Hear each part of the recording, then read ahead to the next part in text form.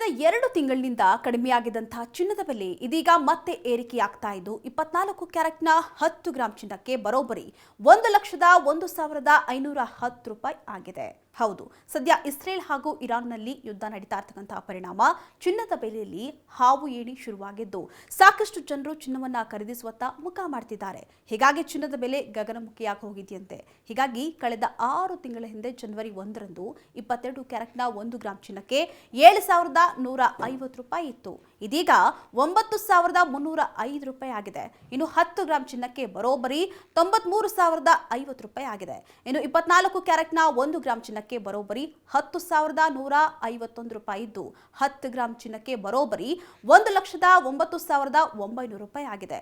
ಇನ್ನು ಬೆಳ್ಳಿಯ ಬೆಲೆಯೂ ಕೂಡ ಜಾಸ್ತಿ ಆಗಿದ್ದು 1 ಕೆಜಿ ಬೆಳ್ಳಿಗೆ 1,09,900 ರೂಪಾಯಿ ಆಗಿದೆ. ಇನ್ನು ಚಿನ್ನದ ಬೆಲೆ ಏರಿಕೆಗೆ ಪ್ರಮುಖ ಕಾರಣ ಏನು ಅಂತ ನೋಡೋದಾದ್ರೆ ಅಂತಾರಾಷ್ಟ್ರೀಯ ಮಟ್ಟದಲ್ಲಿ ಬದಲಾಗ್ತಿರ್ತಕ್ಕಂಥ ಟ್ರೆಂಡ್, ಹಾಗೆ ಚಿನ್ನದ ಮೇಲಿನ ಆಮದು ಸುಂಕ ಹಾಗೂ ಡಾಲರ್ ಎದುರು ರೂಪಾಯಿ ಮೌಲ್ಯವನ್ನ ಆಧರಿಸಿ ಚಿನ್ನದ ಬೆಲೆಯನ್ನ ನಿಗದಿಪಡಿಸುತ್ತಿರುವುದು ಪ್ರಮುಖ ಕಾರಣವಾಗಿದೆಯಂತೆ.